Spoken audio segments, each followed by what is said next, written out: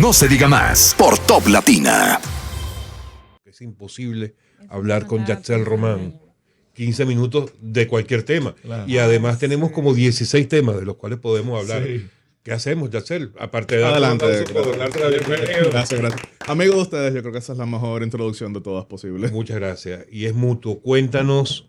No, vamos, dime tú, ¿por dónde empezamos? Empezamos por el tema del momento. Bueno, el tema del debate, que quizás ya no es el del momento, pero sí que cae dentro de esa gran sombrilla que son las elecciones estadounidenses, que vamos a estar viendo en noviembre, donde por tercera ocasión el candidato republicano es Donald Trump y por primera ocasión la candidatura demócrata es encabezada por una persona que no ganó primarias, sin embargo ha logrado la adhesión mayoritaria de los votantes demócratas. Estoy hablando de Kamala Harris. Donald Trump tuvo la particularidad de que ganó de manera incuestionable el primer debate. ¿Por qué digo de manera incuestionable? Ustedes son todos conocedores del área y saben que es muy difícil decir que alguien ganó algo tan subjetivo como una discusión, como un foro, como un careo. Sin embargo, ¿por qué él ganó ese primero? Porque resultó en el retiro por primera vez desde 1968 del candidato presidencial oficialista, que era Joe Biden. No obstante, inmediatamente posterior a ello, vimos justamente ese cambio de candidatura y pareciese que la campaña opositora republicana trumpista no se preparó para alguien que tendría más energías que el anterior candidato, al punto que incluso en temas... Ahora el viejo es Trump. Claro, incluso en temas que se entendía, él tenía todo para superar a Kamala Harris, como era el tema de migración, que incluso los moderadores le preguntaron, usted fue designada como enviada especial para la crisis migratoria y eso no ha mejorado, ¿cómo puede explicarlo? Ella lo que hizo fue que cambió la narrativa y puso a Trump contra las cuerdas ahí, cuando eso era el momento quizá para él aplastar.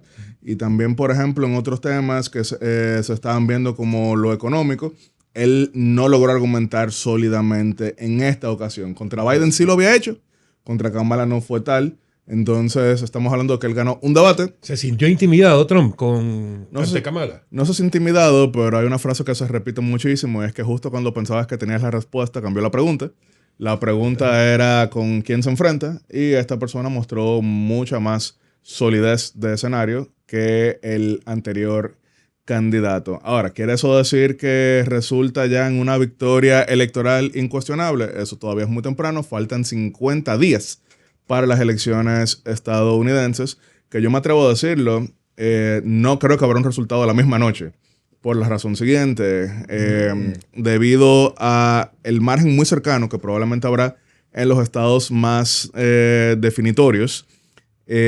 Quizás el voto anticipado y el voto por correo puedan variar cuál es el candidato o la candidata ganadora en cada uno de ellos. Si es que el margen queda como lo estamos viendo ahora mismo. Incluso, miren, yo no apuesto. Me gusta ver el análisis de las casas de apuestas porque toman en consideración muchas variables matemáticas y las casas de apuestas ahora mismo están poniendo la probabilidad en 50-50. Wow. Sin embargo, hace solamente una semana estaba en 60-40. Entonces, ¿a favor de? Trump. A favor de Trump. Ahora, ¿cuáles son los estados clave en esta ocasión? Estamos hablando de Pensilvania, estamos hablando de Michigan, estamos hablando de Wisconsin.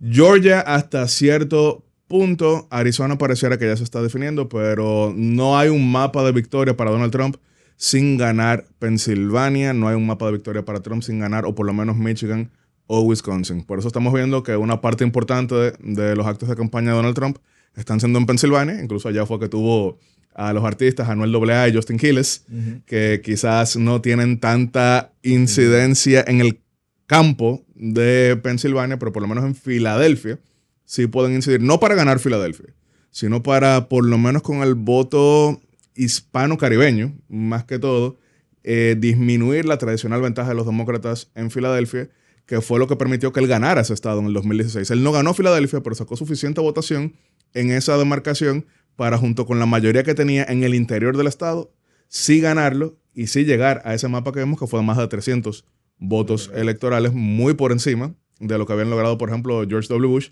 en el 2000 y en el 2004. Murió Fujimori. Así es. ¿Cómo califica a ese personaje? Un personaje que empezó como un presidente democráticamente electo y terminó siendo autoritario. Ya sabemos toda la historia.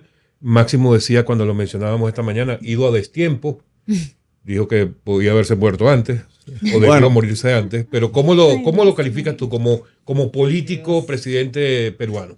Jared Diamond en su libro Colapso incluye una frase y es ahí hablando de Balaguer por el tema ambiental. Otro ido a destiempo. Pero, ¿qué sucede? Ahí cuando le está describiendo todo el éxito ambiental de República Dominicana en comparación con buena parte de la región, estamos hablando de un libro de ya hace dos décadas, él dice que la historia, como la vida misma, no es actividad para quienes buscan simpleza y constancia. Las personas no suelen ser tan coherentes como quisiéramos y eso me lleva al siguiente análisis. Perú tenía 30,000% de inflación en 1990. Perú, un tercio de su territorio era controlado por el terrorismo, principalmente de Sendero Luminoso, que no era el único grupo guerrillero marxista, pero era el más fuerte de todos y era un país sinónimo de desastre. Fujimori llega al poder en 1990 ganándole a Mario Vargas Llosa, que era el candidato liberal. Fujimori llegó con un discurso populista de izquierda, pero una vez llega al poder, entonces nota que no puede llevar a cabo prácticamente ninguna de sus iniciativas y es entonces de esa manera que él cambia de línea y comienza a intentar aplicar reformas liberales. El Congreso se lo bloquea y da aquel autogolpe el 14 de abril de 1992 que le permite derrotar a la guerrilla y transformar la economía de Perú, convirtiéndolo en un país de crecimiento. Hasta ahí todo bien, pareciera, ¿verdad? Más allá del autogolpe, pero después quiso perpetuarse en el poder, después quiso hacerse con el poder judicial, quiso hacerse con la prensa por las buenas o por las malas. Cuando digo por las malas, sabemos que era todo tipo de intervenciones en sus comunicaciones para chantajearlos, para difamarlos y demás. Manipuló la Constitución primero para reelegirse y después para decir que podía ir un periodo más allá. Y entonces recordaremos aquella renuncia por fax en el año 2000 que tuvo algo de cerca. Él tuvo 2 episodios cercanos con República Dominicana. Cuando el movimiento revolucionario Tupac Amaru toma la embajada de Japón en Lima, estos pidieron, aparte de la liberación de sus camaradas, que el exilio fuese en República Dominicana. Entonces, si la audiencia entra ahora mismo a Google y escribe Alberto Fujimori visita República Dominicana, encontrarán los videos y los resúmenes de prensa de Alberto Fujimori viniendo a Santo Domingo, reuniéndose en su apartamento con Leonel Fernández, entonces presidente de República Dominicana. Sin embargo, cuando termina esa reunión, ustedes van a ver que la prensa se le acerca al doctor Fernández, él como que no quiere hablar mucho, dice, bueno, fue una reunión cordial. Resulta que Fujimori en esa reunión, y de nuevo, esto ha sido filtrado por prácticamente todos quienes estuvieron ahí, Fujimori no le habló de nada que tuviera que ver con los guerrilleros. Supuestamente hablaron de historia, de economía y demás, pero era una treta para confundir a los guerrilleros y pensar que se estaba negociando que fuesen traídos a República Dominicana. Ahí ellos bajaron la guardia y entraron los militares y les dieron de baja a todos para rescatar a los secuestrados. Otra relación con República Dominicana.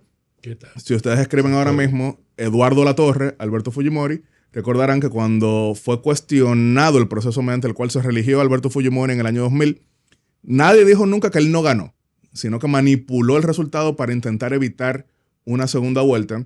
El mediador designado por la Organización de Estados Americanos era el entonces saliente canciller Eduardo Latorre de República Dominicana, cuyo nombre pues adorna el Instituto de Educación Superior. Mejor canciller que ha tenido este país. Es un debate, pero es el Instituto de la Cancillería que adorna su nombre. No lo estoy minimizando, solamente digo que es un debate mucho más amplio. Fujimori finalmente fue condenado a 25 años de prisión por delitos de lesa humanidad, con una interpretación legal que yo no endoso porque se habla de la autoridad mediata, o responsabilidad mediata, mejor dicho, en el sentido que nunca se logró probar que él hubiese dado órdenes, pero se asume que al haber sido el jefe de Estado, pues recaía sobre él la responsabilidad. Irónicamente, no fue bajo Fujimori que más masacres hubo, fue bajo Alan García. Sin embargo, Fujimori logró... Claro, sin embargo, Fujimori sí lo incorporó en su retórica. Entonces suele ser más recordado que Alan García, que a pesar de que fue mucho más severo militarmente con las guerrillas, como la inflación era 30,000%, no había forma de derrotarlos.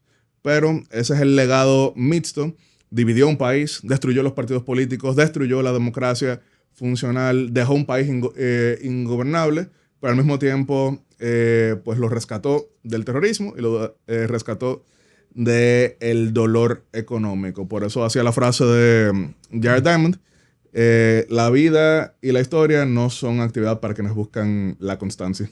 En el tema de lo que dejen los hijos, que son propiamente activistas y cada quien por su lado ha formado su finca y se odian, ¿podrían buscar capital político con esta muerte y poder alzarse en algún momento con la presidencia del Perú? Bueno, él tiene 2 hijos que tienen actividad política, que son Keiko Fujimori y Kenji Fujimori. Keiko asumió como primera dama tras el divorcio del presidente con Susana Iguchi en su momento y terminó siendo la heredera política.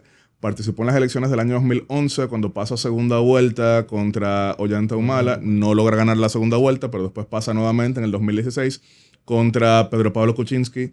Tampoco gana esa segunda vuelta, pero saca 49% nuevamente.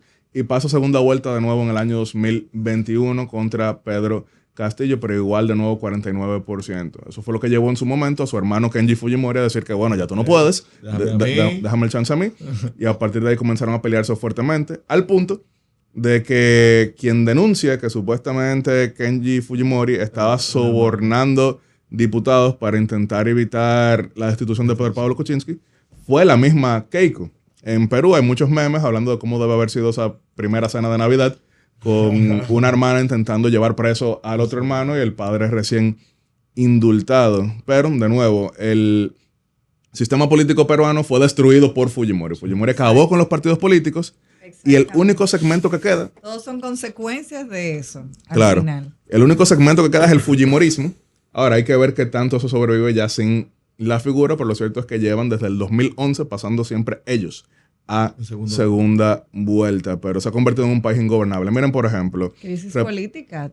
Sí, años sumergida en una crisis política que no termina. Y todo eso es resultado de Fujimori, porque en la Constitución del año 93, que él impulsó, él estableció una especie de semipresidencialismo similar al francés, pero era un gesto para decir, miren, yo no soy autoritario, miren todas estas salvaguardas que estoy poniendo. Sin embargo, como era un sistema hecho para un autócrata, solamente funciona si hay alguien que tiene todo el poder. Y después de ahí, por ejemplo, José Gregorio mencionó al canciller Latorre.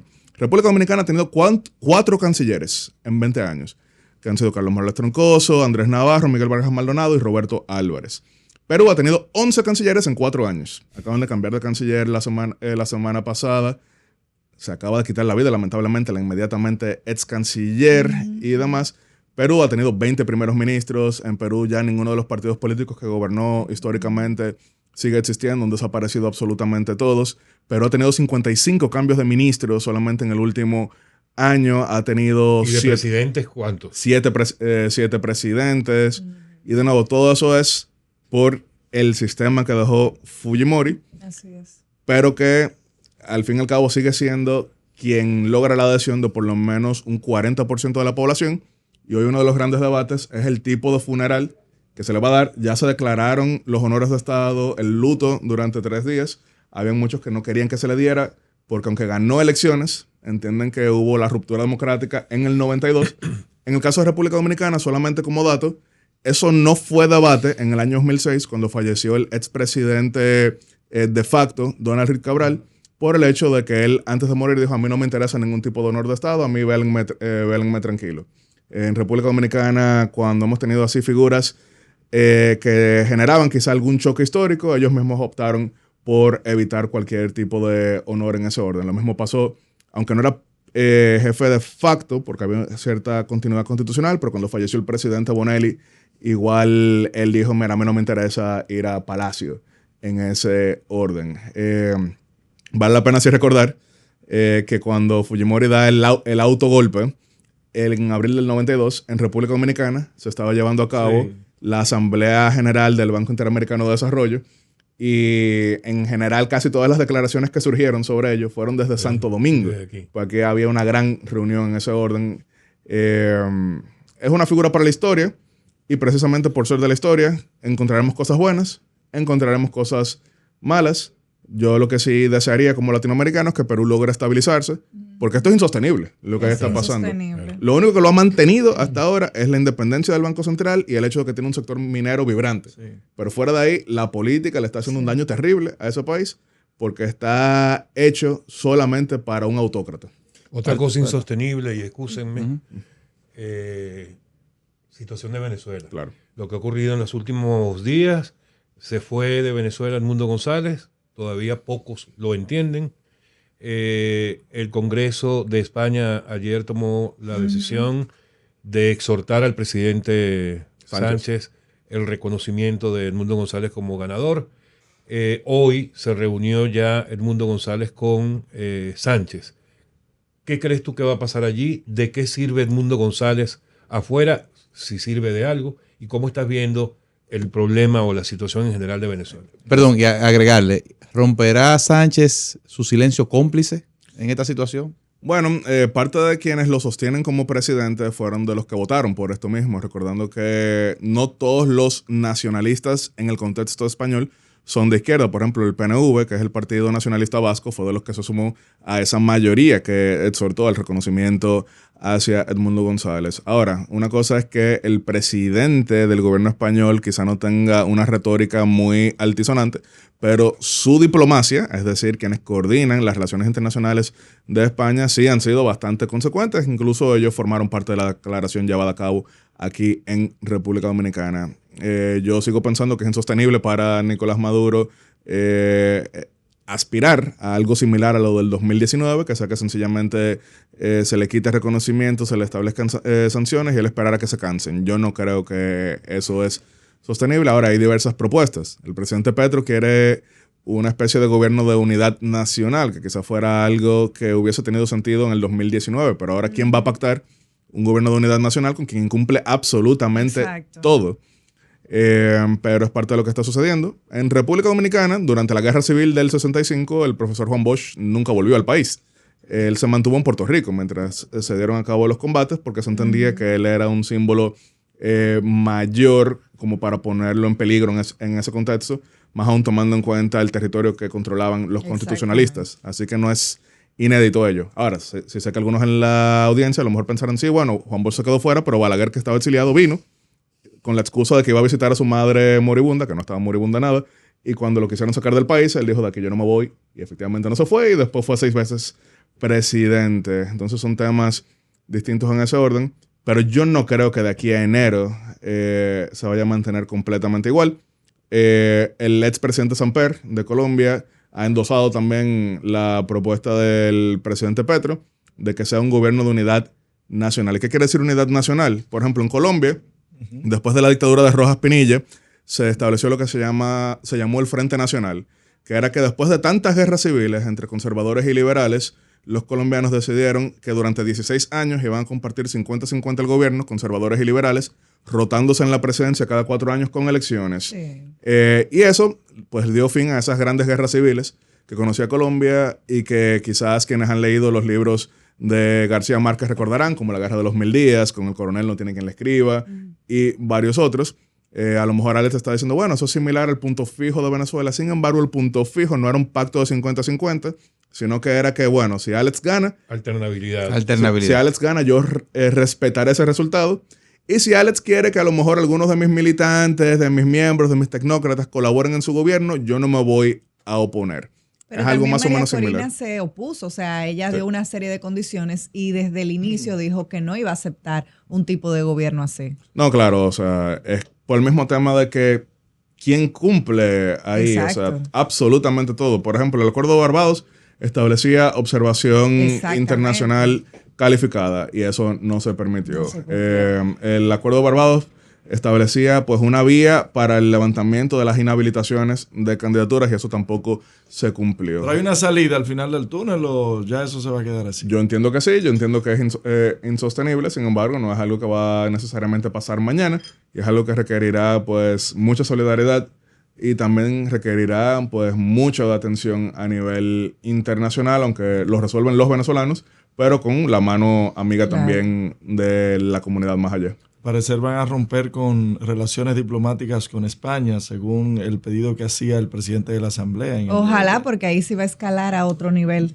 Bueno, ¿Cómo tú ves eso? Porque yo tengo una opinión particular con ese tema. Yo creo que, porque esos tipos actúan como las mafias, ¿no? Claro. Para mí que eso fue un mensaje dirigido a los empresarios españoles que tienen inversiones en Venezuela para que presionen a Sánchez para que no lo reconozca. Claro. Es como yo lo interpreto. sí, al fin y al cabo hay mucho de inversión, eso también sirve en ese orden, porque por ejemplo, en el caso de Chile, de Costa Rica, de Panamá, de la misma República Dominicana, y no fueron amenazas, ahí sencillamente pues se rompió ya. Exacto. Ellos no desean eso por lo que representa ahora Sin mismo intereses. España para ellos. La familia de casi todos esos delincuentes está en España. Sí, entonces, Hijos, nietos, sobrinos, viviendo la vida.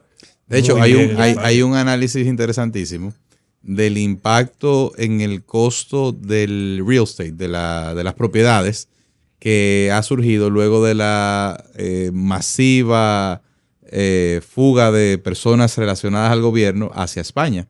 Es decir, han comprado una cantidad de pisos y de propiedades en zonas, ¿verdad?, muy reconocidas, como por ejemplo Castañeda, etcétera, etcétera, lo que ha empujado hacia arriba considerablemente el precio de las propiedades en Madrid. claro, pues estamos hablando de muchísimo dinero. Que se ha Claro, no, concentrado, por eso te pues. digo, porque cuando dicen, no, porque los venezolanos empujaron el precio, y uno pensaría en el venezolano promedio que sale, que es profesional. No, estamos hablando de gente que compra propiedades de 3 millones de euros, de 2 millones de euros, de 5 millones de euros. Y que ha hecho que zonas como te decía, Castañeda, Recoleto, etcétera, se han convertido en espacios incomprables para los españoles y para otras personas. Mira, nos pasamos de tiempo, Sí, pero sí. para terminar, Yasser, y muy rápidamente, por favor, ¿debió o no debió responderle el presidente Abinader a Diosdado y a Maduro? 100%, y estamos hablando es de el sentir de la inmensa mayoría del pueblo dominicano. Mira, fue concreto. Sí. Yasser, debo hacerte un reconocimiento público por tu participación en la transmisión oficial del 16 de agosto. Bueno. Excelente participación junto con el historiador Balcácer. Sí, aunque sorprendentemente, algo que fue un comentario de 2 segundos sobre el traje del rey terminó. A mí me llamaron, y no estoy bromeando, hasta de Tailandia para hablar de protocolo y de traje. Y yo no sé de eso. O sea, yo lo que veía era. Pero si yo no soy fashionista. Yo no soy fashionista, pero miren qué tema. O sea, yo no sé. Incluso la palabra beige, eso yo lo aprendí fue justamente esa mañana. Beige, ese color. Pero bueno, muchísimas gracias por estar con nosotros. Gracias a ustedes. No se diga más por Top Latina.